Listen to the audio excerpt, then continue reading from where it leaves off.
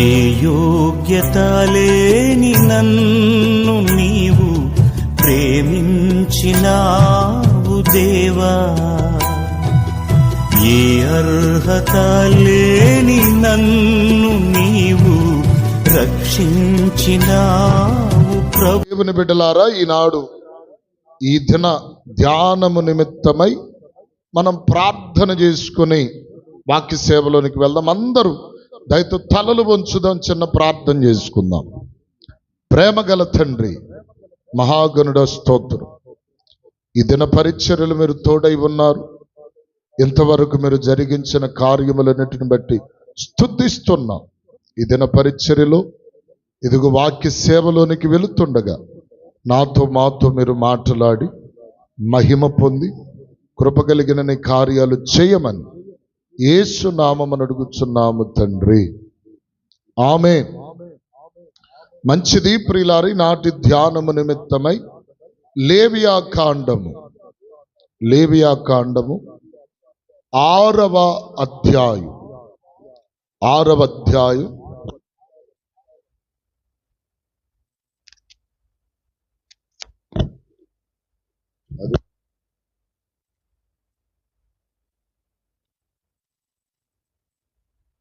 లేవియా కాండము 6వ అధ్యాయం 13వ చరణమును చదువుకుందాం.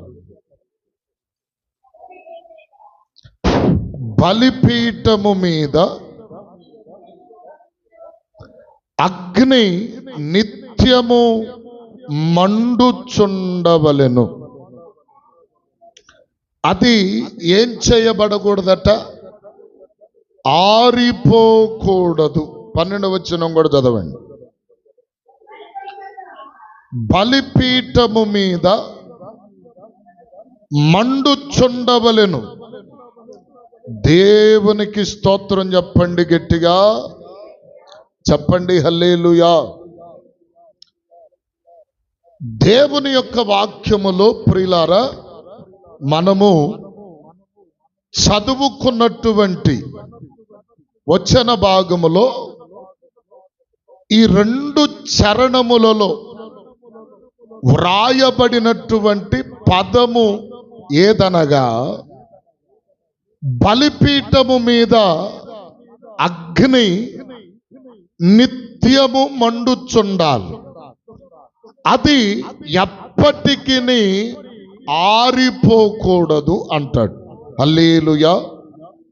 కొంత అవగాహన కలిగించడానికి కొన్ని మాటలు మీకు ముందు అర్థవంతంగా మీకు కొన్ని తెలియపరిచి ఈ వాక్య భాగంలోనికి వెళతాను.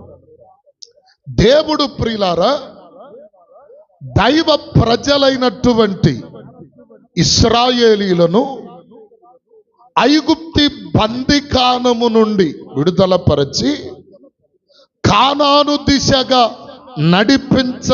నడిపించుచున్న క్రమములో ఇదిగో ప్రియులారా, మోషేకు ఒక ఆజ్ఞ ఇచ్చాడు, ఒక ప్రత్యక్షత ఇచ్చాడు. ఆ ప్రత్యక్షత ఏమిటంటే, మోషే, నేను నా ప్రజలైనటువంటి వారి మధ్య ఉండునట్లు నాకొక పరిశుద్ధ స్థలమును కట్టమన్నాడు. కట్టమని చెప్పి దాని విభాగాలు, దాని ప్రాముఖ్యమైన భాగములన్నిటినీ వివరించి ఎక్కడ ఏ వస్తువు ఉండాలో, ఎక్కడ ఏ పరికరము ఉండాలో సమస్తము కూడా ఇదిగో మోషేకు తెలియపరిచాడు. స్తోత్రం చెప్పండి, చెప్పండి, హల్లెలూయా. ఏమండి, ఎలాగూ తెలియపరిచాడు? మోషే, మందిరము 100 మూరలు పొడవుండాలి, 50 మూరలు వెడల్పు ఉండాలి. మందిరము చుట్టూ పేనిన సన్నన్నార యవనికలతో ప్రహరీ కట్టాలి. ఈ మందిరము ఎలా ఉండాలంటే 3 భాగములుగా ఉండాలి. ఈ 3 భాగములలో ఒకటి ఆవరణము, రెండవది పరిశుద్ధ స్థలము, మూడవది అతి పరిశుద్ధ స్థలం అని 3 భాగాలుగా విభజన చేసి, ఇదిగో ప్రియులారా, ప్రథమముగా ఇదిగో ఆవరణములో ఉండవలసిన వస్తువులను తెలియపరిచాడు. మొట్టమొదటి వస్తువేమిటంటే ఇదిగో ఆవరణపు ద్వారము. హల్లెలూయా. ఏంటదంట? ఆవరణపు ద్వారం.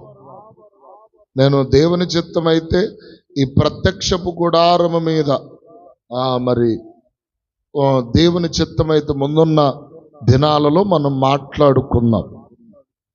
గమనించండి, ఈ ద్వారమునకు సంబంధించబడినటువంటి కొంత లోతైన అనుభవాలు ఉన్నాయి.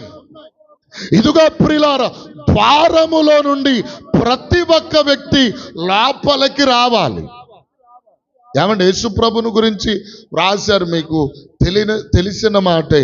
ఎవడైనను అక్కడికి వెళ్ళాలంటే చెప్పండి, నేనే ద్వారము, నేనే ద్వారాన్ని. ఎవరు? ఆయన తప్ప ఎవడును లోపలికి వెళ్ళటం అసంభవం. అర్థమవుతుందా? స్తోత్రం చెప్పండి గట్టిగా. వెనకాలలో లేపండి ఒకసారి అమ్మ.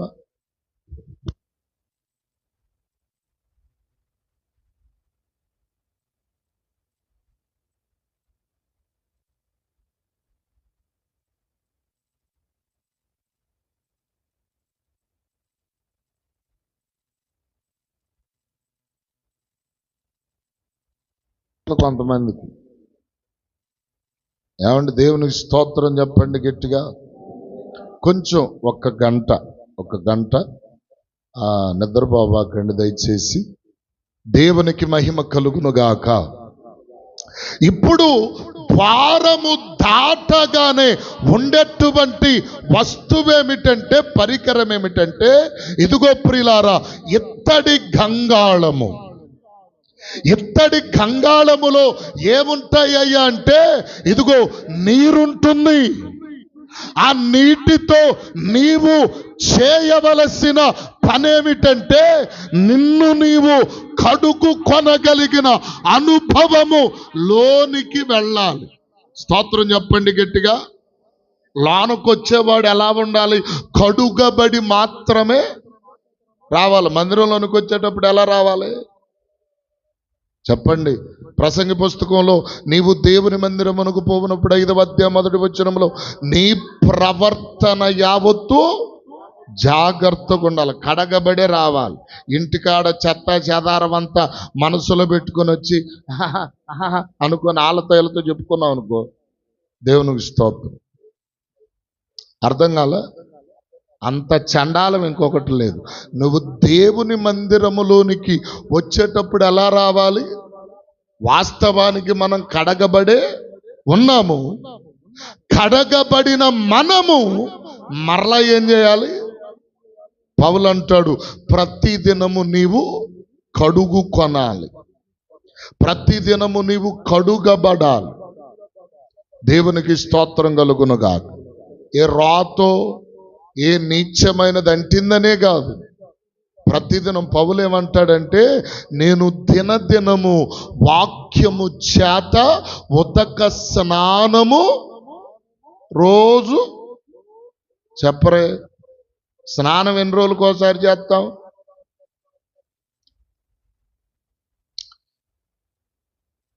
అన్నం ఎన్ని రోజులకు, భోజనం ఎన్ని రోజులకు చేస్తాం? 3 పూటలు తింటాం. ముప్పొర్న 3 ఇడ్లీలు పొద్దున్నే, మధ్యాహ్నం దేవునికి స్తోత్రం. కానకుండా తినేవాళ్ళు ఉన్నారులే చాలామంది.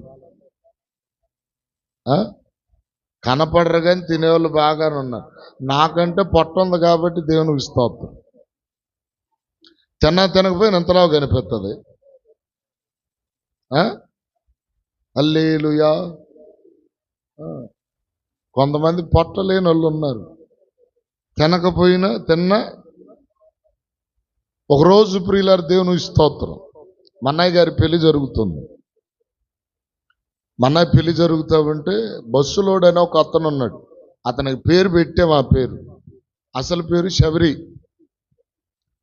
అతని పేరు ఏం పెట్టామంటే కుర్రోళ్ళం అంతా కలిపి బస్సులోడని పెట్టాం. సరే, మన్నయ్య బంతిలో దమ్ బిర్యానీ వేస్తే 4 బంతులు లేకుండా తిన్నవాడు తిన్నట్టే ఉన్నాడు. వాడి పొట్ట చూస్తే అసలు ఎన్నెము కతుక్కుపోయి ఉంటుంది. సరే, పనికి వెళ్ళే వరంగలో 8 మంది భోజనం ఒక్కడే తిన్నాడండి. నిజం. ఇంత క్యాన్లో పెట్టింది. వాడికి నాకు ప్రతి దాంట్లో పందెం పడేది.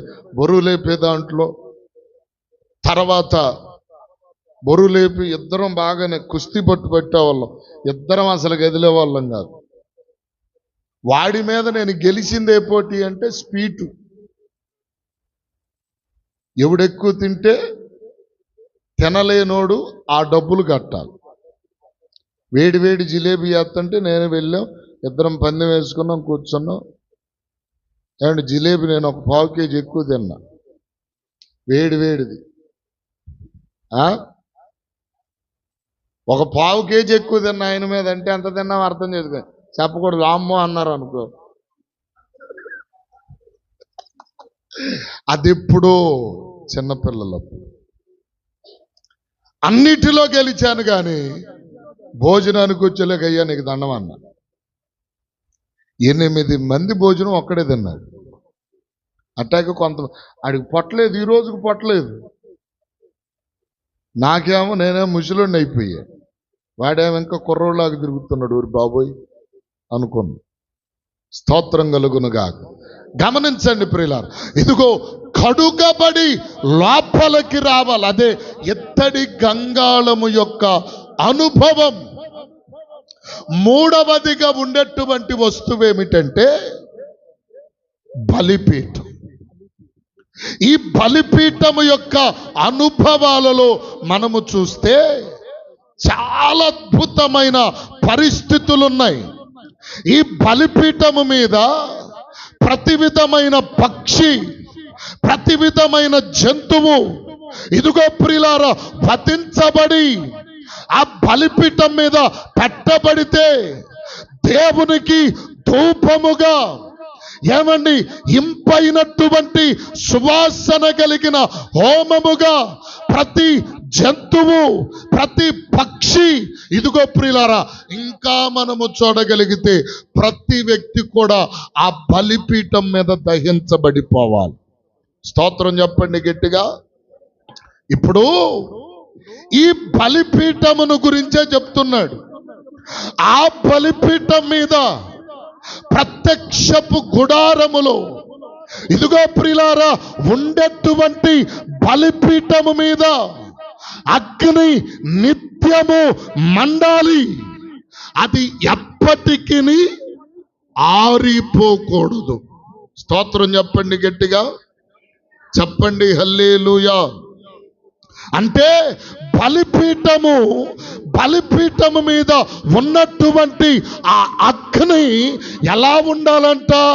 నిత్యము చెప్పాలి, నిత్యము మండాలి, నిత్యము మండుచుండాలి. అది ఆరిపోకూడదు. ఏ పరిస్థితిలో కూడా అది ఆరిపోవడానికి వీలే లేదు. దేవునికి స్తోత్రం చెప్పండి గట్టిగా. ఆరిపోకూడదు, అది నిత్యము మండుచుండాలి. అది ఆరిపోయే పరిస్థితి ఇదిగో ప్రియులారా రాకూడదు. ప్రతి ఉదయం దైవజనుడు వచ్చి ఆ నిప్పును ఏం చేయాలంట? రాజబెట్టాలి. అక్కడ మనం చూస్తాం 12వ వచనంలో, ప్రతి ఉదయం యాజకుడు దాని మీద కట్టెలు వేసి దాని మీద దహన బలి ద్రవ్యమును ఉంచి సమాధాన బలి యొక్క పశువు క్రొవ్వును దహింపవలెను. స్తోత్రం చెప్పండి గట్టిగా. దాన్ని ఏం చేయాలి? ఎప్పుడు రగ్గులో పెడతానే చెప్పండి,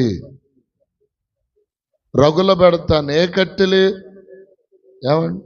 దైవజనుడు కట్టెలు పేర్చి కట్టెలు దాని మీద వేస్తూ ప్రతి ఉదయం దాన్ని ఇంకా ఏం చేయాలి?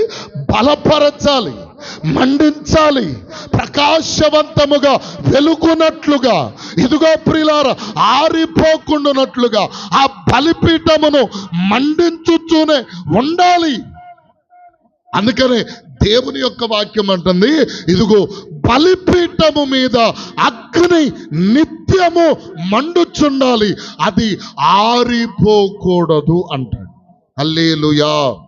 ఇప్పుడు వాక్యమును మనం ఆలోచన చేస్తే ఈ బలిపీఠము ఎవరో కాదండి.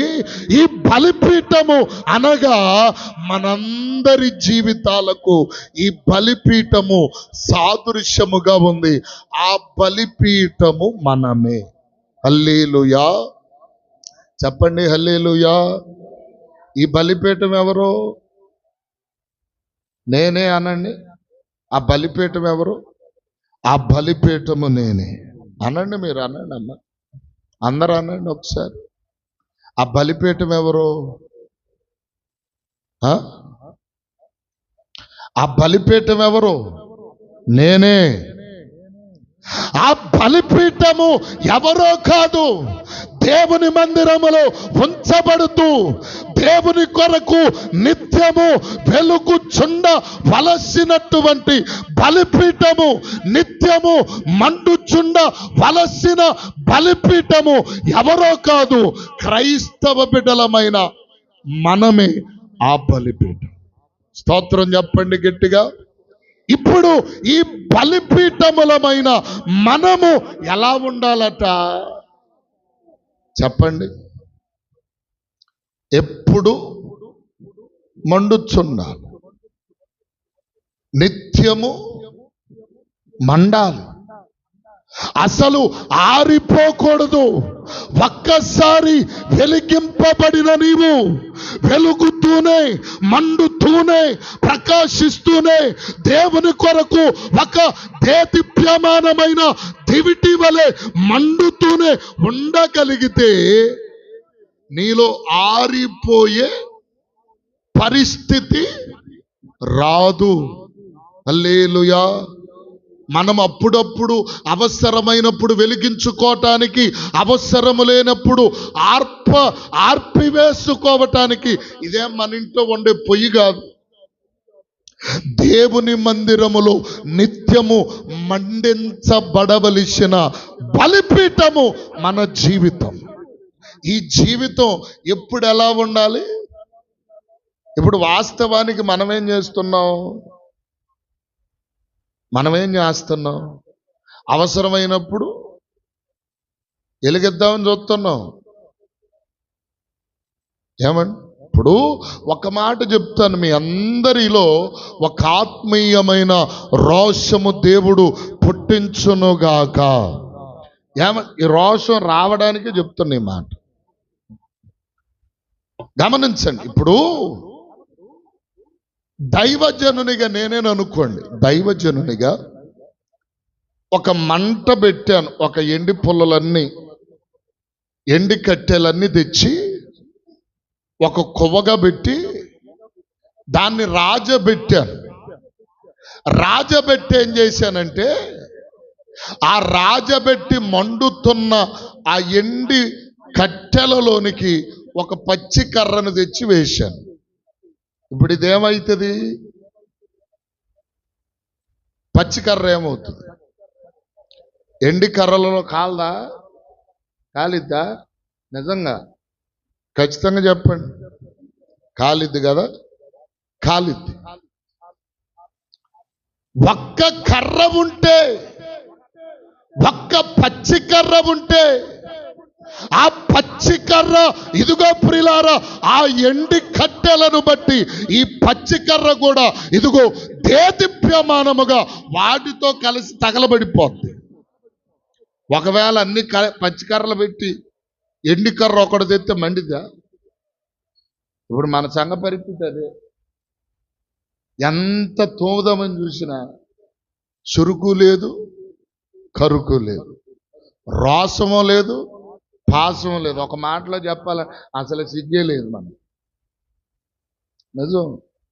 ఎన్నిసార్లు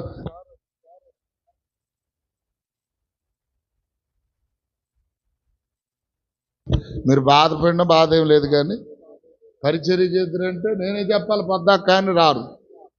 లేకపోతే ఏదన్నా చెప్పండి, సిగ్గులేనోడు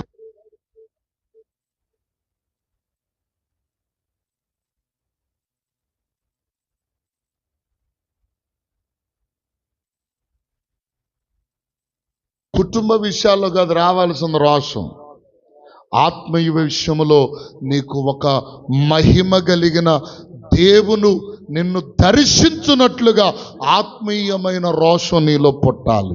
స్తోత్రం చెప్పండి, గట్టిగా చెప్పండి హల్లెలూయా. ఇప్పుడు మనమందరము ఎండి కర్రలుగా ఉంటే మనల్ని మండించటం పెద్ద ఈజీ, పెద్ద కష్టం కాదు. బాధేమి పడనవసరం లేదు. ఇదిగో శ్రద్ధ ఆసక్తి చూపనవసరం లేదు. దగ్గరుండి ఇదిగో ప్రియులారా, ఏ చాటో ఏ యొక్క రేకో తీసుకొని విసరవలసిన అవసరము లేదు. ఏమండి, అవంతటికవే చెప్పరే మండుతాయి. పచ్చి కర్రలన్నీ పెట్టి ఇదిగో ప్రియులారా రాజబెడితే అది పొద్దా కారిపోద్ది. ఇదిగో ఇసిరినా ఎలగదు, గాలి పంకం పెట్టినా ఎలగదు. అంటే ఇండివిజువల్గా అది చెప్పే మాట ఏంటది, రే పనికి మాలినోడా, నేను పచ్చికర్రలు అందరం, నువ్వెందుకు శ్రమ పడతావు, నోరు మూసుకొని చెప్పరే. బుద్ధి కలిగినోడికి ఒకసారి అర్థమైపోద్ది. హల్లెలూయా హల్లెలూయా. గమనించండి ప్రియులారా, ఇప్పుడు మనము దేవుని మందిరములో ఉండవలసిన బలిపీఠములం. ఈ బలిపీఠము నిత్యము మండాలి. ఆరిపోయే పరిస్థితులు ఇదిగో సమయమున కూడా రాకూడదు. ఇప్పుడు వాస్తవానికి సంవత్సరమునకు 365 దినాలు. ఈ 365 దినాలలో 12 మాసములున్నాయి. 12 మాసములలో 3 కాలములు ఉన్నాయి. ఈ 3 కాలములు, ఒకటి వేసవి కాలం, రెండవది చలికాలం, మూడవది వర్షాకాలం. ఈ 3 కాలాలు చెప్పండి ఎలా ఉండాలి?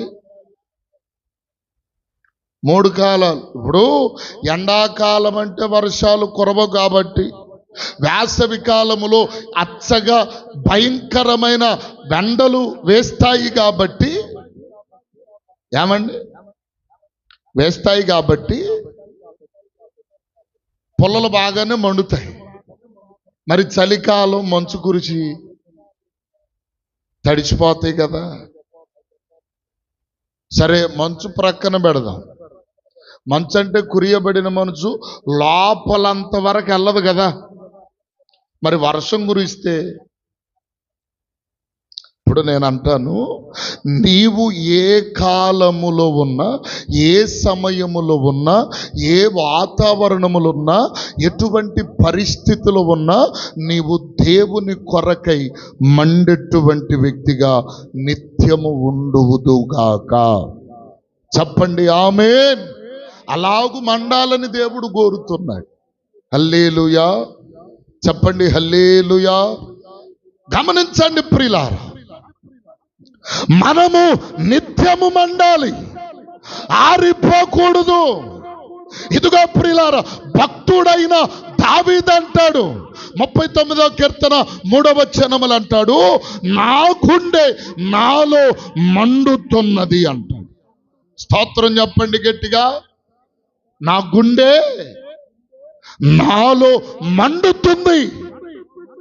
ఏమండి, ఇదిగో దైవజనుడైన దావీదు అంటాడు, తన హృదయం మండుతున్నది.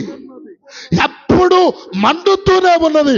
దేవుని కొరకు, దైవ కార్యముల కొరకు, దైవ ప్రత్యక్షతల కొరకు నా హృదయము మండుతుంది. నా హృదయం మండుతుంది. ఎవరి హృదయం? దావీదు అంటున్నాడు, భక్తుడైన దావీదు, నా గుండె, ఆ మాట చదవండి అమ్మా, 39:3.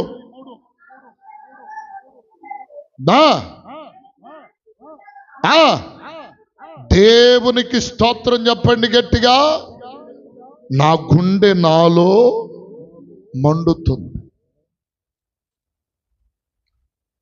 ఏమంటిది? దైవజనుడైనటువంటి ఇర్మియా గారు మాట్లాడతాడు 20వ అధ్యాయము 9వ వచనములో. ఏమండి ఇర్మియా పుస్తకం? అక్కడ చూడండి, ఆ మాట కూడా 20వ అధ్యాయం 9వ వచనం.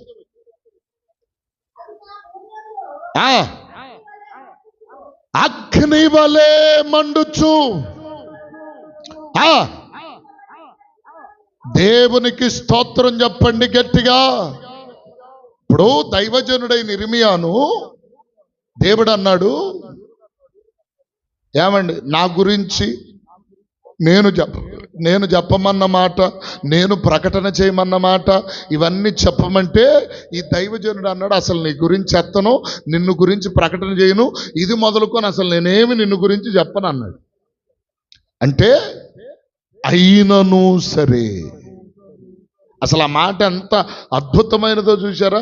నేను అసలు ప్రార్థన చేయను, నేను అసలు ప్రార్థనకి వెళ్ళను, నేను అసలు మోకరించను అనుకున్నప్పటికీ ఇదిగో ఆ యొక్క మంటంట ఎలా ఉంది? తన ఎముకలలో మూయబడి, చూడండి, తన హృదయములోను తమ ఎముకలలో.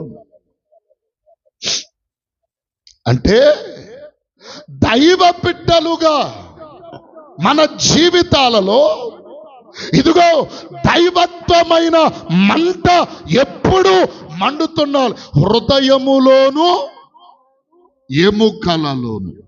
స్తోత్రం చెప్పండి గట్టిగా, చెప్పండి హల్లెలూయా. కానీ మనకు దైవికమైన మంట రాదు, కానీ శారీరకమైన మంట బాగా వచ్చు. హల్లెలూయా. ఏమండి మనకి? అవునా కాదా? నా కడుపు మండిందా? మంచిదాన్ని కాదు. కొంతమందికి కడుపు మంట. ఏమండి, కొంతమంది అంటారు కదా, ఏదో మాట సామెత, రేయ్ నాకు మండిందా, మంచోడిని కాదు. ఏమండి, మన నాని కూడా అంటున్నట్టున్నాడు, రేయ్ నాకు మండిందా, మంచోడిని కాదు అన్నాడు.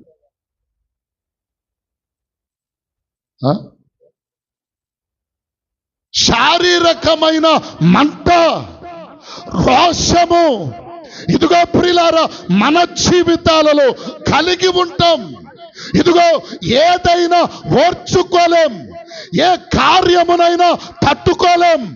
రకరకములైన మంటలు శరీరపరముగా మన జీవితాల్లో కలుగుతాయి.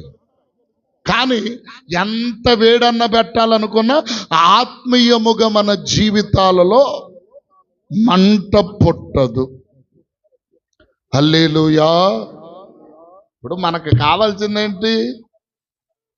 శారీరకమైన మంట. నీ నా ముఖం ఎన్ని రోజులు ఉంటుంది? మా అయితే 60 సంవత్సరాలు, లేకపోతే 70 సంవత్సరాలు. అధిక బలం ఉంటే 80, ఆ తర్వాత అంతా 0. నువ్వు మండెద్దాలన్నా నువ్వు మండి మండి మండి మండి సచ్చి సమాధి చేయబడతావు. మండేదేం లేదు, పురుగులు పెట్టి కుళ్ళు పడతామే.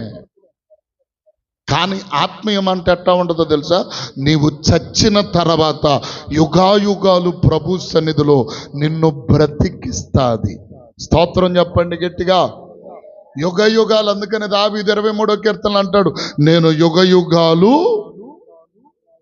ఏమండి చదవండి 23వ కీర్తన ఆఖరి వచనం, నేను చిరకాలము. ఎక్కడుంటా నువ్వు? ఈ లోకంలో ఉంటా. చిరస్థాయిగా ఏమన్నా నిలిచిపోతావా? శాశ్వత కాలం ఏమన్నా ఉంటావా? ఎంతటి గనుడైన ఒకరోజు మరణించక తప్పదు. అర్థమవుతుందా? హల్లెలూయా, హల్లెలూయా. గమనించండి ప్రియులారా, ఎన్ని రోజులు మనం ఈ కడుపు మంట, ఈ తల మంట, ఇదిగో ప్రియులారా, నీకెన్ని మంటలు వచ్చినా ఈ మంటలు ఒకానొక రోజు ఆరిపోతాయి. కానీ నీవు ఆత్మ సంబంధమైన మంట కలిగి జీవిస్తే నీవు చచ్చినా సరే ఆ మంట చల్లారిపోదండి. ఎందుకో చెప్పనా? ఒక మాట చెప్తాను. యెహెజ్కేలు గారు చనిపోయాడు. యెహెజ్కేలు గారికి ఒక మాట చూపించాడు దేవుడు, ఒక దర్శనం చూపించాడు. 47వ అధ్యాయములో ఎండిన ఎముకల లోయను గురించి చూపిస్తాడు. ఎండిన ఎముకల లోయ. దైవజనుడైనటువంటి యెహెజ్కేలును దేవుడేం చేస్తాడంటే, ఇదిగో ఎండిన ఎముకల లోనికి తీసుకొని వెళ్తే, లోయకు తీసుకొని వెళ్తే ఏమండి, అక్కడ మీరు ఆ మాట చదువుతారో ఒక మంచి శ్రేష్టమైన మాట వ్రాయబడి ఉంటుంది. అక్కడ అంటాడు ఏమండి, 47లోనేనా, ఆగండి, 47 కాదండి, దయచేసి ఉండండి. ఆ ఎండిన ఎముకల లోనికి తీసుకుని వెళ్తే ఆ ఎముకలు మరలా ఏమండి నూతన శరీరమును దాల్చి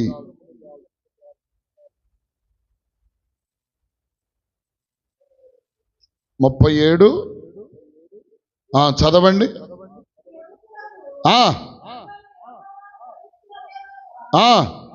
మీరు బ్రతుకున్నట్లు, దేవునికి స్తోత్రం చెప్పండి గట్టిగా.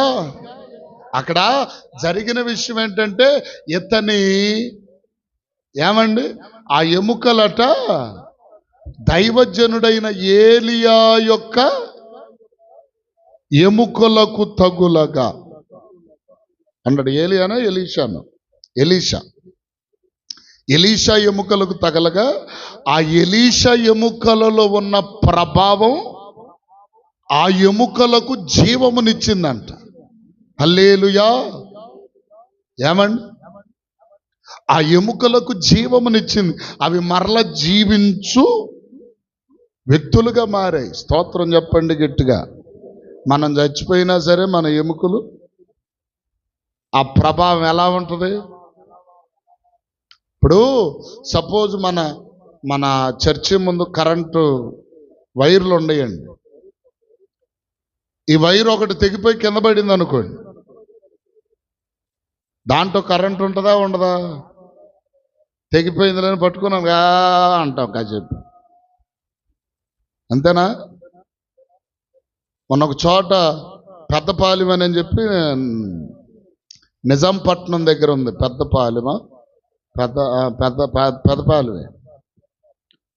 ఆ ఊర్లో ఒక ఇంటి పని జరుగుతూ ఉంటే ఆ ఇంటి పనికి ఆ కరెంటు తీగలు లాగారు, మామూలు మన వైర్లు లాంటివి. వాళ్ళ దగ్గర 2 గేదెలు ఉన్నాయి. ఆ గేదెల్లో ఒకటి చిన్న పడ్డదూడ. ఆ వైరు పట్టుకొని నవ్వులుతుంది వారికి ఎట్టా ఎట్టా ఎట్టా. దాంట్లో కరెంట్ ఉంది. నవిలలేకి ఆ ప్లాస్టిక్ పోయి ఆ వైర్లు ఎక్కడ తగిలినాయి? పళ్ళకు తగిలింది. ఎట్టాగా అని పడిపోయింది నిజం. ఏం చేయాలంటే మా మేనల్లుడు ఒక అబ్బాయి ఉంటే పరిగెత్తుకుంటూ వెళ్ళి ఆ మేను దగ్గర ఉన్న ఆ వైర్లు పట్టుకొని లాగేశాడు. దెబ్బకప్పుడు కొంచెం తెప్పరిల్లు కొంత నీళ్లు గీళ్ళు పోయి పాకండి అమ్మ అంటే దాని రక్తం కూడా గడ్డలు కట్టుకుపోయింది. ఇంజక్షన్లు చేసి మరి ఇప్పుడు ఎట్లా ఉందో నాకు తెలియదు, కానీ ఆ ప్రస్తుతానికైతే ఆ రోజు తప్పించుకోండి. అంటే దేవుని ఆత్మచేత మనము నడిపించబడితే, మండించబడితే ఆ మంట ఎప్పటికీ కూడా మనలో నుండి ఆ ప్రభావము పోదు ప్రియులారా. అందుకనే ఇదిగో నీవు నిత్యము మండాలి. హల్లెలూయా. దైవ సన్నిధిని మనమందరము నిత్య నిత్యము ఆరిపోక మండేటువంటి బలిపీఠములుగా దేవుడు మనలను మార్చునుగాక. చెప్పండి ఆమె. నిత్యము మండాలి. ఎట్లా చూడండి, యోహాను సువార్త బైబిల్లో ఒక వ్యక్తి ఉన్నాడు. ఆయన ఎలా మండాడో చూద్దాం రండి. చూడండి ప్రియులారా, 5వ అధ్యాయం యోహాను సువార్త 35వ వచనం చదవండి. అతడు మండుచు ప్రకాశించుచున్న దీపమై ఉండెను. మీరు అతని వెలుగులో నుండి దేవునికి స్తోత్రం చెప్పండి గట్టిగా. ఏం చేయాలంట? మనం కొంతకాలం ఆయన వెలుగులో మండాలి. ఎవరిని గురించి చెప్తున్నాడు? బాప్తిస్మమిచ్చు యోహానును గురించి ప్రభుల వారు మాట్లాడుతున్న ఒక ఉన్నతమైన మాట ఇది. ఏమిటంటే, యోహాను నిత్యము మండుచు ప్రకాశించుచున్న దీపముగా ఉన్నాడట. హల్లెలూయా. ఇతడు ఎలా ఉన్నాడు? మండుచున్నాడు. నిత్యము మండుచున్నాడు. నిత్యము ప్రకాశిస్తున్నాడు. ఇదిగా ప్రియులారా, అనేకులను ఆయన ఏం చేస్తున్నాడంటే మండిస్తూ నడిపించబడుతున్నాడు. స్తోత్రం చెప్పండి గట్టిగా. ఇప్పుడు ఈయన ఒక వ్యక్తే కదా? వ్యక్తే కాదా? చెప్పరే. మనిషా కాదా? మనిషేనా? ఎవరు? యోహాను గారు. బాప్తిస్మమిచ్చేటువంటి యోహాను మనిషే కానీ ఆయన ఆత్మీయతలో ఎలా ఉన్నాడట? నిత్యము మండుచు ప్రకాశిస్తూ ఉన్నటువంటి దీపముగా ఉన్నాడు. అనేకులను చెబుతున్నాడు, మీరు కూడా వెళ్ళి ఆయన వెలుగులో కొంతకాలం మండండి. మీరు కూడా మండండి. హల్లెలూయా చెప్పండి. హల్లెలూయా. ఏమండి ప్రియులారా, యోహాను మండించబడినట్టు, బలిపీఠము మండుతున్నట్టు, ఇదిగో దైవ ప్రజలమైన మనము కూడా ఇదిగో మండుతూనే ఉండాలి. హల్లెలూయా. నిత్యము మండాలి. యోహాను మండిడు మనం చెప్పుకోవటమే కానీ దానికి మినహాయింపు ఏదైనా చేసే పరిస్థితులు కనబడటల్లా. చేసే పరిస్థితులు చెప్పరే. ఇప్పుడు దేవుని అగ్ని మనలో ఉంటే, యేసయ్య కూడా ఏమనుకున్నాడో తెలుసా? యేసుప్రభు వారు లూకాసు వార్తలో ఒక మంచి మాట ఉంది. అసలు మనం ఎలా ఉండాలనుకుంటున్నాడంటే ప్రభు, ఏమండి 12వ అధ్యాయంలో 49వ వచనం చదవండి అమ్మ ఒకసారి.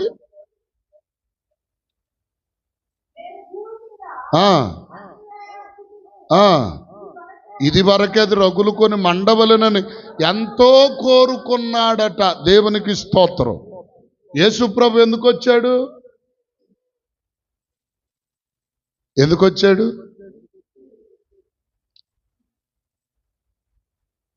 చెప్పండి అందరూ. ఇటు చూడండి అమ్మ, స్తోత్రం చెప్పండి ఒకసారి. యేసుప్రభు ఎందుకు వచ్చాడు? సిలువ వేయబట్టడానికి, రక్తం చిందించటానికి, ప్రాణాలు పెట్టడానికి. ఇదే కాదు, పాపులను రక్షించడానికి ప్రభు అయిన యేసుక్రీస్తు ఈ లోకానికి వచ్చాడు. ఇవన్నీ నిజమే, కానీ అసలైన ముఖ్య పాఠం ఏంటో తెలుసా? అసలు లోకమును మండించటానికి. చెప్పండి.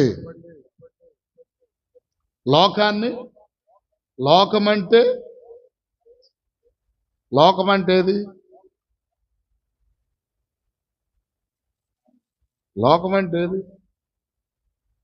దేశం అంటే మట్టి కాదు. దేశం అంటే మనుషులు అన్నట్టుగా ఇప్పుడు మనలను మండించటానికి ప్రభు అంటున్నాడు, నేను భూమి మీద అగ్ని వేయవచ్చాను, అది ఇదివరకే రగులు కొనవలనని ఎంతో కోరుకున్నాను, కానీ ఎంతవరకు నా దరిద్రం అసలు మండటం లేదనుకుంటున్నాడు ఆయనే.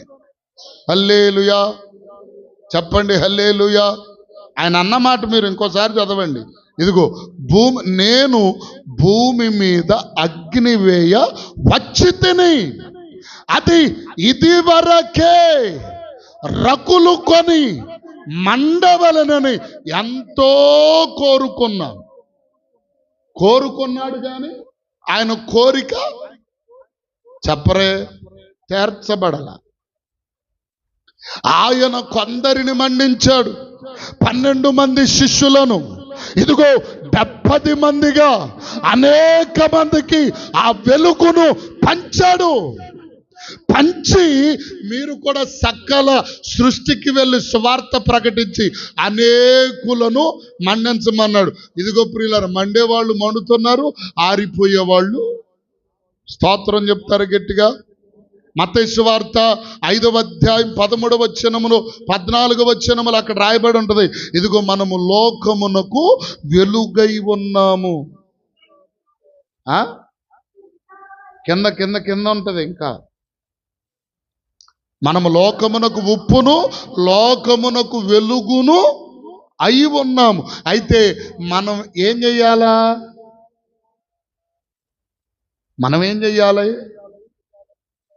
మనం వెలిగి కొంతమందిని వెలిగించాలి. ఎంతకు మనం వెలగాలి కదా కొంతమందిని వెలిగించటానికి. హల్లెలూయా. మళ్ళా అసలు ముందు నూనె ఉండాలి, ఆ వెలగటానికి అవసరమైన ఆ నూనె ఉండాలి, ఆ ఆయిల్ ఉండాలి. ఏమండి, ఆ జిగురు అనేది లేకపోతే పొగబారటం తప్ప, పొగబారి పౌసూరు కంపే. అర్థం కాల?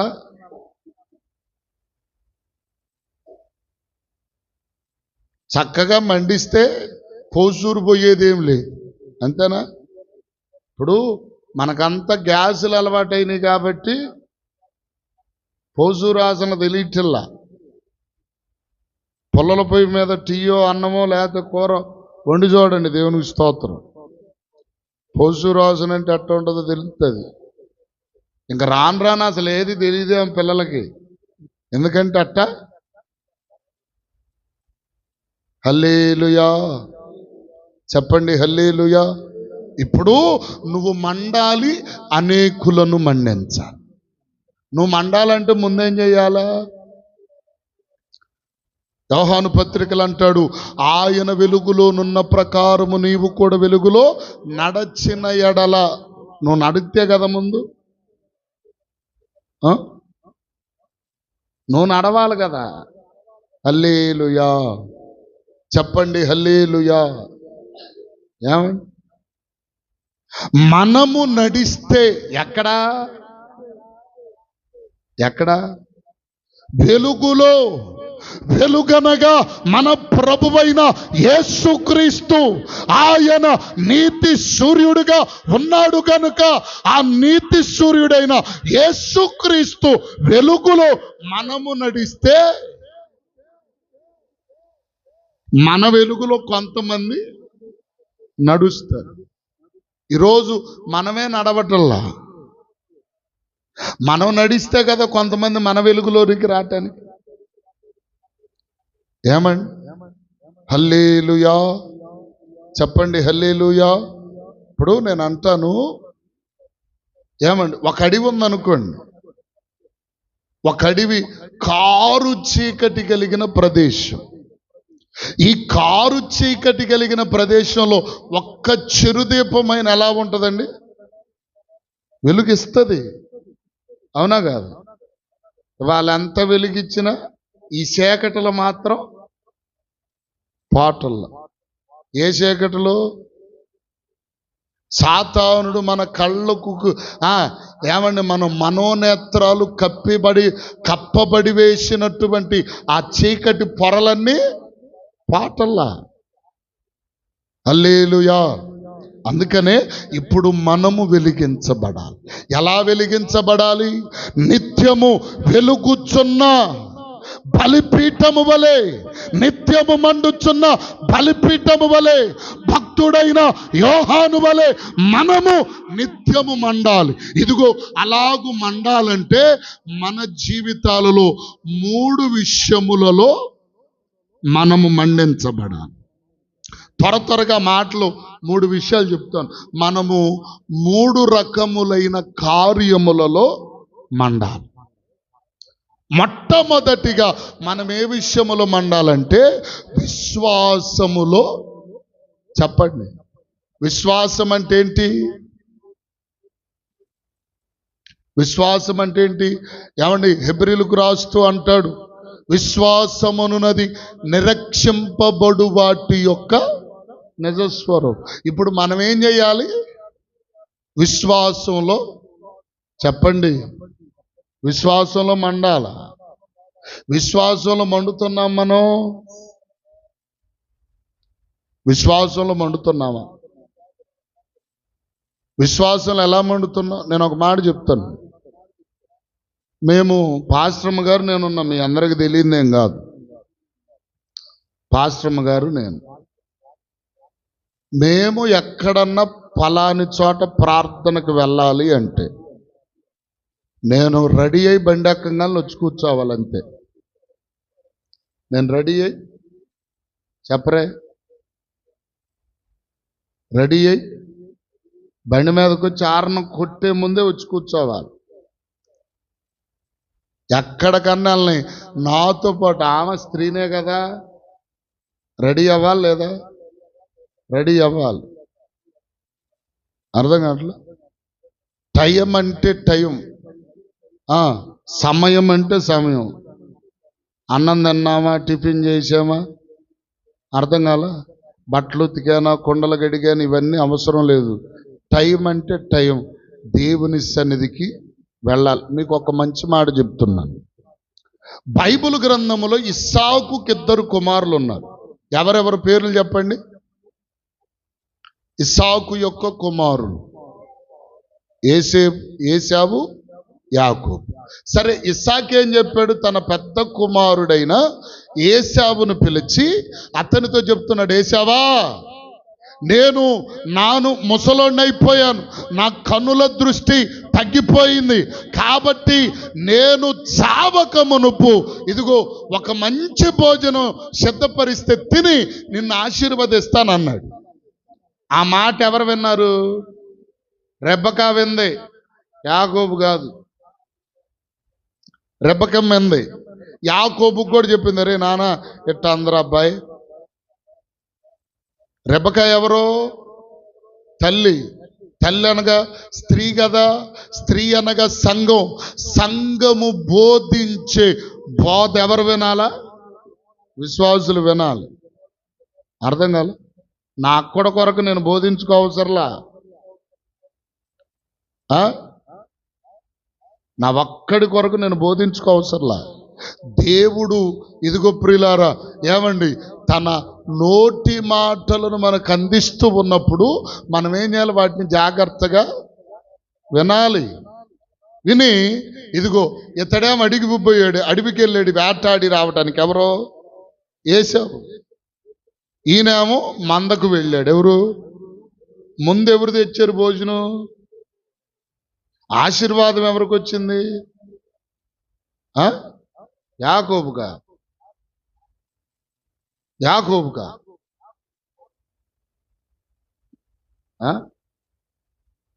ఆలోచిస్తుంది మా అమ్మాయి. యాకోబు థింక్ చేస్తుంది. నువ్వు కాదులే, అందరూ కూడా యాకోబు కనలే కొంచెం ఆలోచనలో. ఏ ఆలోచనలో పడ్డా దీవించబడింది యాకోబే. హల్లెలూయా. ఎందుకు దీవించబడ్డాడు? ముందు ఎవడెళ్తాడు? ఫస్ట్ ఎవడొస్తాడు? పప్పరథంగా ఎవడెత్తాడు? వాడికి. హల్లెలూయా. ఇప్పుడు మనకు నేర్పేది విశ్వాసములో మనము మండాలి. మన విశ్వాసము ఎంతవరకంటే ప్రతి విధమైన ఆత్మీయమైన కార్యములలో మండించబడినట్లు మనలో ఏముండాలి? విశ్వాసం. నా దేవుడు నన్ను రక్షించాడు, నన్ను కాపాడాడు. ఇదిగో లోక సంబంధమైన పాపములు, శాపములు, వీటన్నిటి నుండి నన్ను విడుదలపరిచాడు. నా దేవుని కంటే ఏది నాకెక్కువ కాదని విశ్వాసం నీలో రావాలి. పొదుగుగులు బొవ్వాకూర వండుకున్నాం, ఏలు పెడి తిన్నంతగా తిన్నాం, గొర్రక పెట్టి నిద్రపోతే నిద్రపోయాం, సీరియల్ పెట్టుకుంటే సీరియల్ పెట్టుకున్నాం. దేవునికి స్తోత్రం. ఈ మధ్య సీరియల్ చూస్తా కూడా కూరగాయలు అని గోపుతున్నారు కొంతమంది. మధ్యలో మొన్న నాకు భర్తలు ఏమమ్మా అన్నం పెట్టి అన్నాడంట, పాష అని చెప్పి నెట్టేసింది. ఊరుకాల ఆడు కూడా కొంచెం చర్య తీసుకున్నాడు. ఒక 5-6 రోజులు మంచం పెట్టింది. అది హల్లెలూయా. ఏమండి, నేను అంటాను, మన ఆత్మీయమైన కార్యముల విషయంలో మన విశ్వాసం కలిగి ఉండాలి. ఇప్పుడు అసలు మన విశ్వాసంలో మండాలంటే దేవుని యొక్క వాక్యం దానియేలు పుస్తకం, దయచేసి రండి. దానియేలు పుస్తకం ప్రియులారా 3వ అధ్యాయం 17వ చరణం చదవండి. 3:17. మేము సేవించుచున్న దేవుడు మండుచున్న వేడిమి గల ఈ అగ్నిగుండములో నుండి మమ్ములను తప్పించ రక్షించుటకు సమర్థుడు, మరియు నీ వశమున పడకుండా ఆయన మమ్ములను రక్షించును. ఒకవేళ ఆయన రక్షించకపోతే పానం పోతే పానం, పనికి మాలిన పానం పోతే పాని. మా దేవుడు మమ్ములను రక్షించుటకు ఆయన సమర్థుడు. ఒకవేళ రక్షించకపోతే అవతల పడే పనికి మాలిన పానం. రక్షించకపోతే చెప్పండి ఏమంటున్నారు అక్కడ? నెబుకద్నెజరు యొక్క కాలములో ఏమండి, షద్రకు మేషకు అబేద్నెగోలు అనేటువంటి యూదయ ప్రజలైనటువంటి కొందరిని చెరపట్టి తీసుకొని వచ్చి నపంసకులుగా తీర్చటానికి సిద్ధపరిచారు. కొన్ని ప్రావీణ్యత కలిగిన పనులను చేయించటానికి, నేర్పించటానికి పూనుకున్నారు. ఆ క్రమములో ఇదిగో ఈ నెబుకద్నెజరు ఏం చేశాడంటే ఒక బంగారు ప్రతిమను చేయించాడంట. చేయించి 128 సంస్థానములో సెలవు దినము ప్రకటించి ఒక మాట చెప్పాడు. ఇదిగో మన రాజును శూరుడును ఏమండి నెబుకద్నెజరు గారైనటువంటి రాజుగారు మన దేశములో ఒక ప్రతిమను చేయించాడు. ఆ ప్రతిమకు ఎవడైనా సాష్టాంగపడి నమస్కారము చేసిన ఎడల వాడు చిరకాలము జీవించును, లేని ఎడల వాడు వేడిమి కలిగిన అగ్నిగుండములు పారవేయబడుదును అని ఒక తాకీదు రాసి, శాసనం రాసి ప్రకటన చేసేసాడు. ప్రతి ఒక్కళ్ళు వచ్చి సాష్టాంగపడి మొక్కుతున్నారు, నమస్కరిస్తున్నారు. అయితే ఈ యూదులైనటువంటి వారు, దేవుని ప్రజలైన షద్రకు మేషకు అబేద్నెగో అనేటువంటి వారు మాత్రం అన్నారు, రాజా మా దేవునికి తప్ప మేమెవ్వడికి లొంగం, లోబడో, నమస్కారం చెయ్యం. హల్లెలూయా. మా దేవునికి తప్ప. నీ విశ్వాసం ఏముంది చెప్పండి? మనకు ఒక తీర్మానం ఉంది కదా, మనకొక ఇదిగో ఒక ఇది ఉంది కదా, ఒక అద్దు ఉంది కదా, అవునా కాదు? ఉంది. నేను చెప్తున్నాను, జాగ్రత్తగా వినండి. ఇప్పుడు ఇదిగో శత్రకు మేషక అబేద్నెగోలు అనేటువంటి వారు చెప్తున్నారు, రాజా, మా దేవుడు మమ్ములను రక్షించగలిగిన సమర్థుడు. ఇదిగో చెట్టు పుట్టకు తయారు చేసిన రాతి బొమ్మలకు, బంగారు ప్రతిమలకు మేము నమస్కరింపము. ఇదిగో నువ్వు మమ్మల్ని చంపినా, కోసినా, పాతరేసినా సరే. హల్లెలూయా. విశ్వాసం అంటే అది. ప్రతి పనికి మాలినాటిలోకి వెళ్ళి పాలు పొందటం కాదు. ప్రతి అడ్డగోలు కార్యములలో నిమగ్నం అవ్వటం కాదు. విశ్వాసం అంటే సత్య సావటం, బతికితే బతకటం. హల్లెలూయా. సత్య అవతల పడి లేకపోతే ఏమండి? ఇప్పుడు దేవుని వాక్యంలో చెప్తున్నారు వాళ్ళు, మేము విశ్వాసములు మండేవారమని కొంతమందికి ఇదిగో తెలియపరుస్తూ, కొంతమందికి వార్తను ప్రకటిస్తూ వారు చెప్తున్నారు, మా దేవుడు మమ్ములను రక్షించగలిగిన సమర్థుడు. ఒకవేళ రక్షించకపోతే పాని, రాజా పోతే మా ప్యానల్ పాని, కానీ మేం మాత్రం లోపడం. మేం మాత్రం నీవు చేయించిన ప్రతిమకు మొక్కం. అంటే ప్రియులార, దేవునికి స్తోత్రం, తీసుకొని వెళ్ళి అగ్నిగుండంలో పాడేశారు. అగ్ని 7 అగ్ని పెంచారట. అగ్ని గంధకములతో ఉన్నవారితో పాటు మరి ఒకడు వచ్చి సంచరిస్తున్నాడు. ఒకడు సూచి పరిగెత్తుకుంటే, రాజా, వేయబడినది 3 అయితే వారితో పాటు ఇంకొకడు ఉన్నాడు అనగానే రాజు మరల బయటికి తీశాడు. వారి ఎంట్రుక కాలినట్టునైనా వాసన కూడా రాలేదంట. దేవునికి స్తోత్రం. అది విశ్వాసం అంటే. అర్థం కావట్లా? విశ్వాసం అంటే మనకి ఉంది. విశ్వాసం మనకి లేదా? నీ విశ్వాసం ఎంతవరకు మండుతున్నా నువ్వు? నీ విశ్వాసం ఎంతవరకు మండుతున్నా? నీ విశ్వాసం ఎంతవరకు మండించబడుతున్నా? అవసరం వచ్చినప్పుడు విశ్వాసాన్ని వంకిన తగిలిస్తున్నావా? అవసరమైనప్పుడు నీకు అవకాశమునకు ఆ సద్వినియోగపరుచుకు అవకాశం, ఏ ఎండకు ఆగుడుగన్నట్టుగా మారిపోతున్నావా?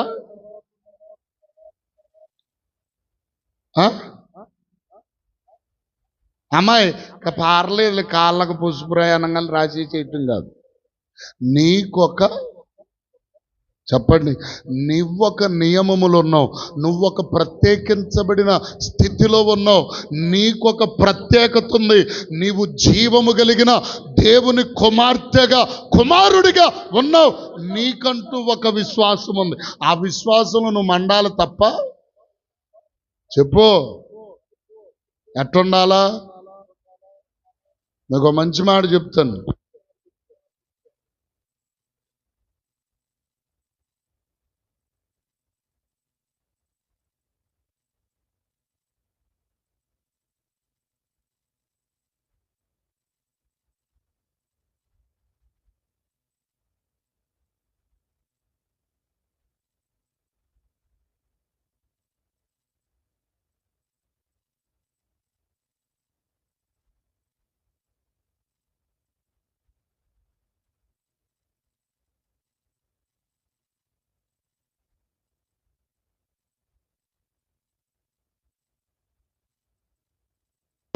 వాళ్ళు చేస్తున్న దానికి వ్యతిరేకం కాదు, కానీ అది మన క్రమము కాదు.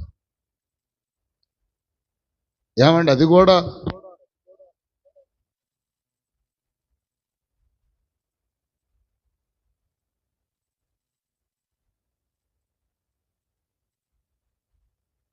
భోజనం కాదా? ఏమండి? ఇంకొక భయంకరం ఏంటంటే,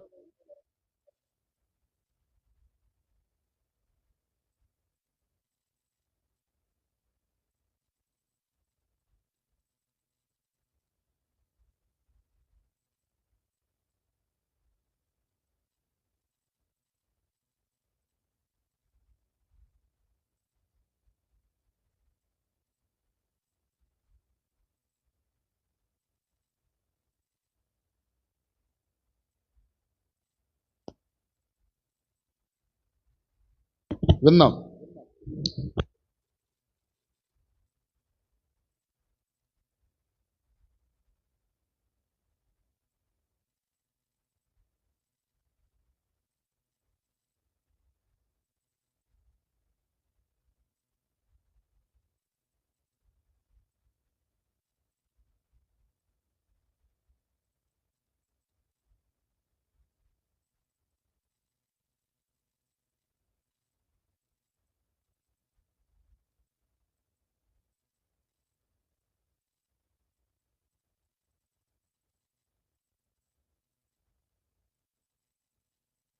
అంటే పిండములు చేసి పితరులకు పెట్టు గాడిదలారా, పెంట తినేకాకి పితరుడెట్టాయరా విశ్వదాభిరామ, వినురా వేమా.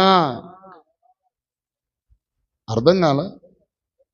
పిండములు చేసి పితరులకు పెట్టు గాడిదలారా, పెంట తినేకాకి పితరుడెట్టాయరా విశ్వదాభిరామ.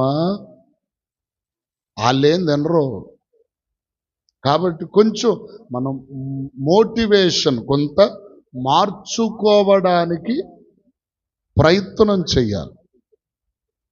అలా అని అదే విషయములో పురుకుపోకూడదు. మా పితరుల నాటిది, మా తాత ముత్తాతలు దీన్ని చేశారు, మేము కూడా అది చేస్తామంటే వాళ్ళు 100 సంవత్సరాలు బతిక నువ్వు బతుకు. వాళ్ళు పొద్దున్న 5 గంటలకు చేశారు, నువ్వు లే. వాళ్ళు పొలం పనులు చేశారు, పొలాల పొయ్యి మీద ఉండరు, నువ్వు కూడా ఉండు. అది చెయ్యు. మా తాత, మా అమ్మమ్మ, ఏంది మాటలు. వాళ్ళు చేసిందల్లా మనం చెయ్యాలంటే చెప్పరే. అదే వాళ్ళు పొలాల పొయ్యి మీద ఉండారు, ఇప్పుడు మనం పొలాల పొయ్యి మీద ఉండు. ఇల్లు పొద్దుగూకులు అలుగుతూ ఉండేవాళ్ళు వాళ్ళు. నాపరాలు లేవే. ఈరోజు నీ కాలి కింద మట్టి అవ్వకుండా నాపరా ఎందుకు, మొత్తం లేపేసి అలుక్కుంటుండు. హల్లెలూయా. ఓరక తాతలతో ఒకటి తీసుకురాబాకండి. మనం కూడా ఇదిగో పాతదైనది, రోతదైనది, లేనటువంటిది ఆచారపూర్వకమైన కొన్నిటిని మనం ఏం చేయాలి, వదిలిపెట్టాలి. పొద్దుగూకులు అదే తోకను పట్టుకొని ఏలాడితే ఆఖరికి వచ్చేది ఆ తోక చివరి తప్ప ఏమీ లేదు. మారాలి, మార్పు చెందాలి. అందుకని దేవుని వాక్యం అంటుంది, నీవు విశ్వాసముల మండ, నీకు ఒక ప్రత్యేకించబడిన స్థితిలో ఉన్నావు, సరిహద్దు ఉంది నీకంటూ. ఇదిగో ఏ విధమైన నడిపింపు నడవాలో ఆ విధానంలో నీవు నడవాలి. ఏమండి, ఇల్లు కట్టించాలంటే పునాది వేయాలి. ప్రార్థన చేసి పునాది వేస్తావు, కానీ టైం ఏం చేస్తా, ఆడు పురోహితుడు చెప్పాలి. అర్థం కాల. పురోహితుడు చెప్పాలి. పాలు పొంగించాలంటే పురోహితుడు చెప్పాలి. ఏమండి, మొన్న రాజమ్మ గారు అన్నయ్యలు పాలు, నేనుగా రాను, మా ఆవిడ కూడా రాను, నీ ఇష్టమైనట్టు పొంగించుకో అన్నాం. అదంట 10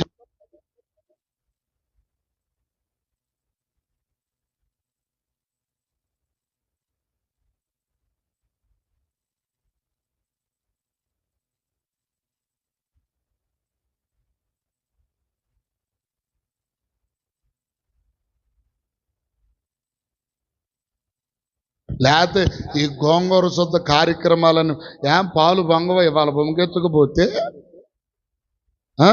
ఇల్లు కట్టబడదా? నువ్వు పురోహితుడితో పెట్టించుకోకపోతే అదేమంటే పేరు బలం అంట. నా పేరు మీద ఆ స్థలం మీద బాగుంది. ఏ స్థలం? నువ్వు పోతే ఆ స్థలంకి ఆ పేరు కూడా పోతుందిగా. పనికి మాలిన చరిత్రలు, పనికి మాలిన విశ్వాసాలు, అవిశ్వాసాలు కలిగి వారి వీరి మాటలని బ్రతుకులు, విశ్వాసమును, భక్తి జీవితాన్ని పాడు చేసుకుంటున్న వారు చాలా మంది ఉన్నారు. అందుకని దేవుని వాక్యం అంటుంది, ఇదిగో వారు విశ్వాసములు మండారు కాబట్టి మనము కూడా. చెప్పండి ఇంకొక మాట, ఎస్తేరు పుస్తకంలోనికి రండి, ఒక్క మాట చూద్దాం. మీరు ఇంకొక 10 నిమిషాలు. ఎస్తేరు గ్రంథం, ఎస్తేరు గ్రంథము ప్రియులారా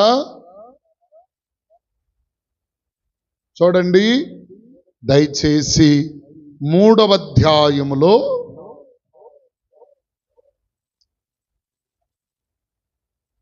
5వ వచనం. మొర్దెకై వంగకయు నమస్కరింపకయు నుండుట హామాను చూచినప్పుడు బహుగా కోపగించి మొర్దెకై ప్రాణము మాత్రము తీయుట స్వల్ప కార్యమని ఎంచి. స్తోత్రం చెప్పండి గట్టిగా. ఏమండి, మొర్దెకైకి ఆ యొక్క అహేశ్వరోషు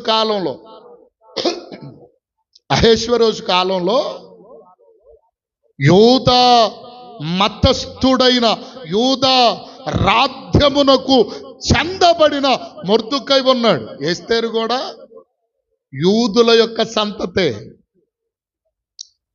ప్రియులారా, రాజు ఒక ఆజ్ఞ జారీ చేశాడు. అయ్యా, నాకు ఎలాగైతే నమస్కరిస్తున్నారో హామానుకు కూడా ప్రతి ఒక్కరు ఒంగొంగి దండాలు పెట్టాలి. దండం పెట్టయ్యా నమస్కారం అని చెప్పాలి. అంటే ఈ మొర్దెకై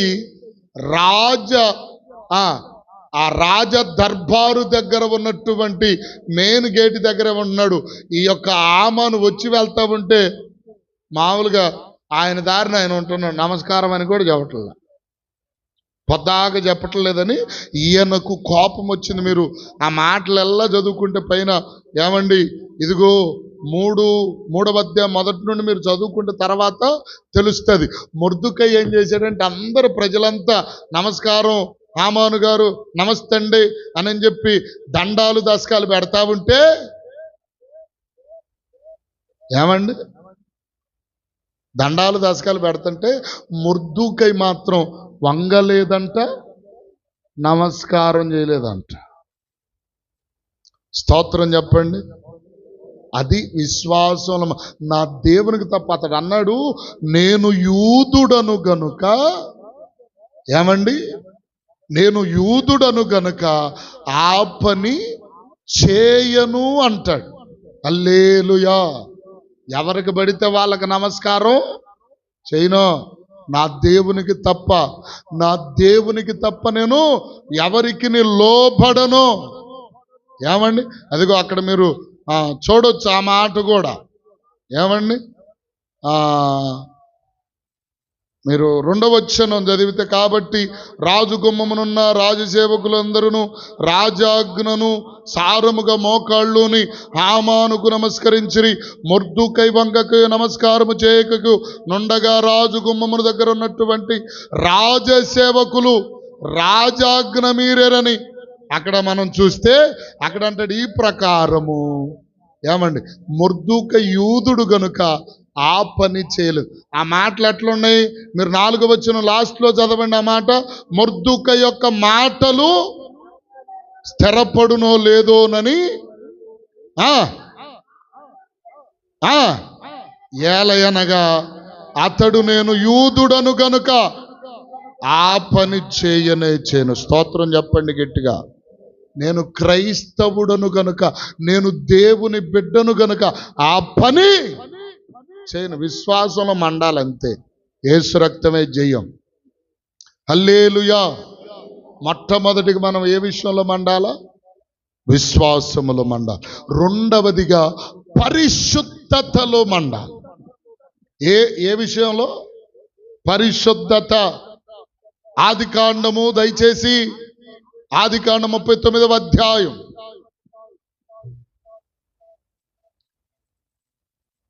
39. ప్రియులారా, అక్కడ మనం చూడగలిగితే 11, 12 వచనాల నుండి చూస్తే పని మీద ఇంటిలోనికి వెళ్ళినప్పుడు ఇంటి మనుష్యులలో ఎవరునూ అక్కడ లేరు. అప్పుడు ఆమె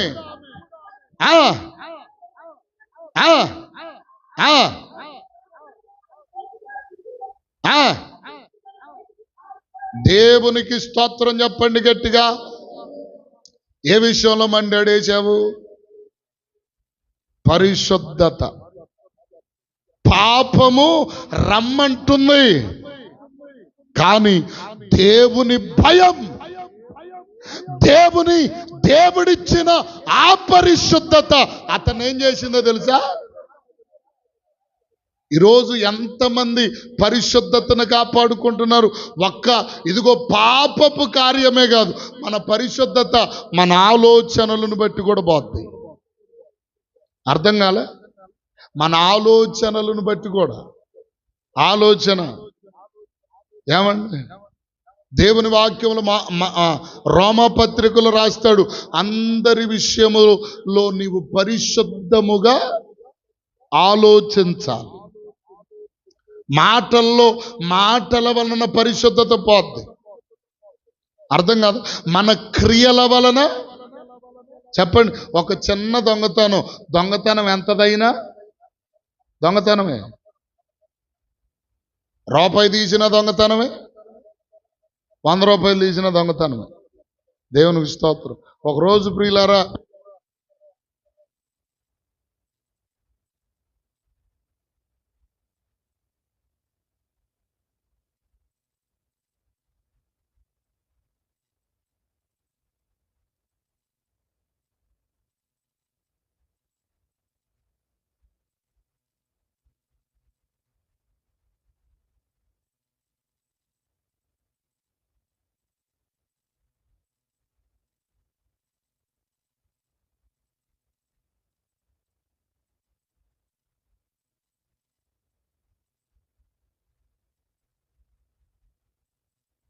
తనం చేసిన మన పరిశుద్ధత కోల్పోయినట్టే.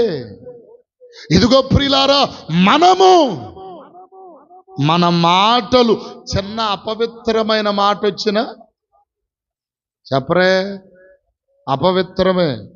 అందుకనే దైవజనుడు అంటాడు, నా నోటికి అపవిత్రమైన మాటలు రాకుండా నా నోటిని కాచుకొందును అంటాడు. హల్లెలూయా. ఏమండి?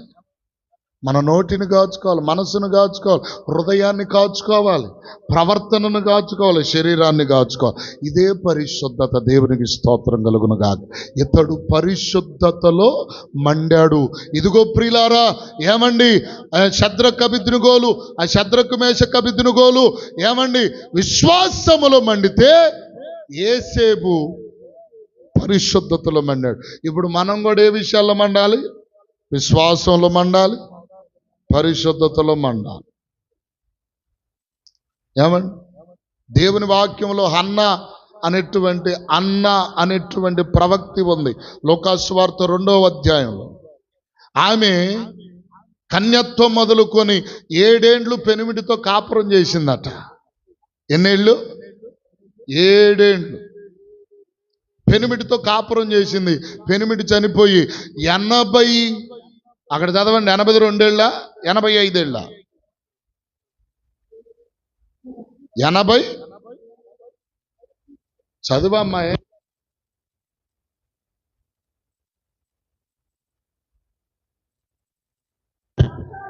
చేసి ఎన్ని సంవత్సరాలంట? 84 సంవత్సరాలు విధవరాలై ఉండి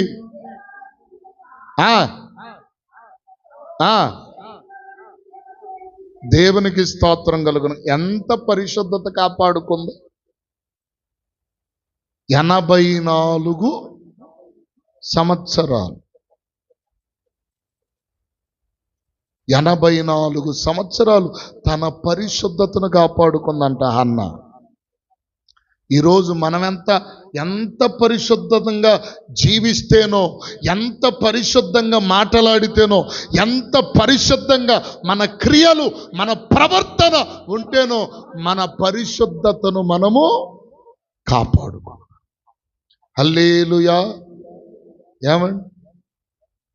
అందుకనే బైబిల్ అంటాడు, బాలుడు, ఆదికాండములు అంటాడు, ఇదిగో మానవుడు బాలుడై ఉండగానే పాపపు తలంపులు తన మనస్సులో కలుగుతాయట.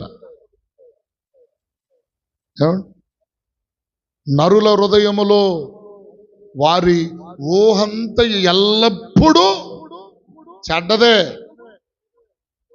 మనం ఎంత జాగ్రత్తగా ఉంటే మనం పరిశుద్ధతను కాపాడుకుంటాం. ఏమండి? హల్లెలూయా.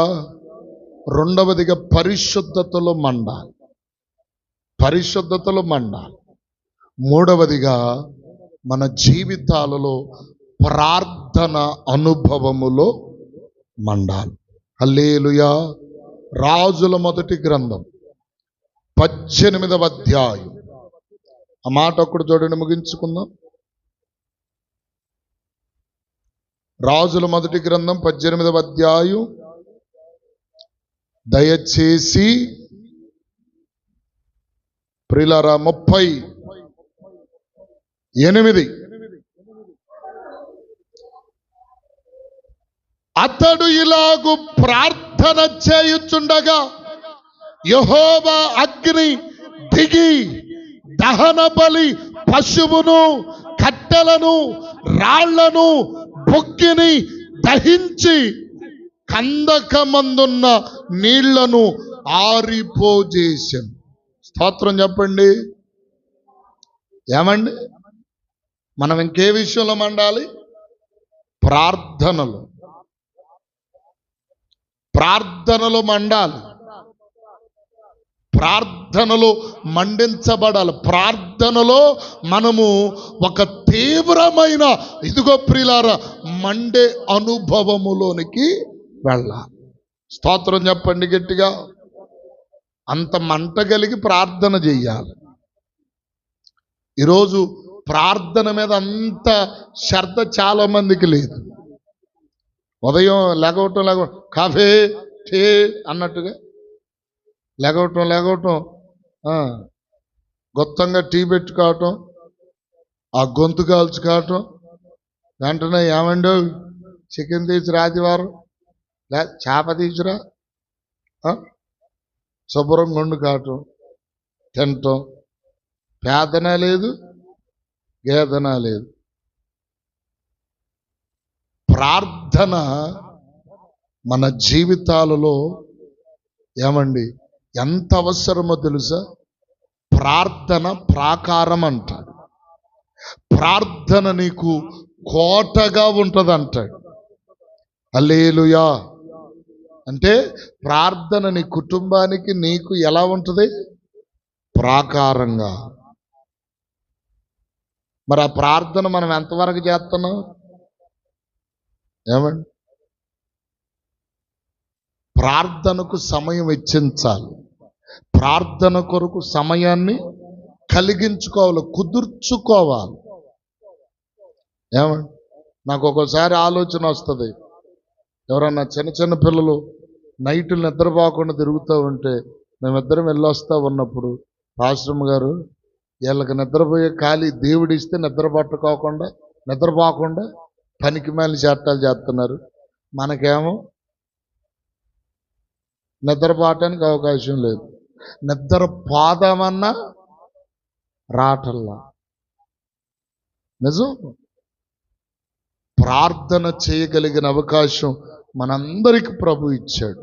ఉదయం, మధ్యాహ్నం, సాయంకాలం మూడు సమయాలలో ఏమండి ఖాళీ చేసుకుని మనం ప్రార్థన చేస్తే ఉదయకాల ప్రార్థన మన జీవితాలకు చాలా ఆశీర్వాదం.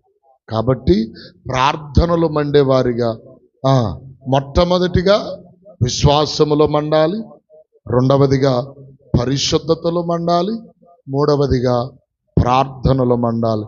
ఈ మూడు అనుభవాలలో మండుతూ నీవుంటే నిత్యము ఆరకుండా దేదీప్యమానముగా దహించబడి బలిపీఠము వలె నువ్వు మార్చబడి దేవుని సన్నిధిలో నిత్యమైన ఇదిగో దోపము వేయగలిగిన కృప ప్రభుని కలిగిస్తాడు. అలాగు కలిగించు నిమిత్తం మనం అన్ని విషయములలో మండించబడే వారిగా ఉందుముగాక. అట్టి కృపలు ప్రభు మనల్ని నిలుపునుగాక. దేదీప్యమానముగా ప్రభు మనందరిని మండించునుగాక.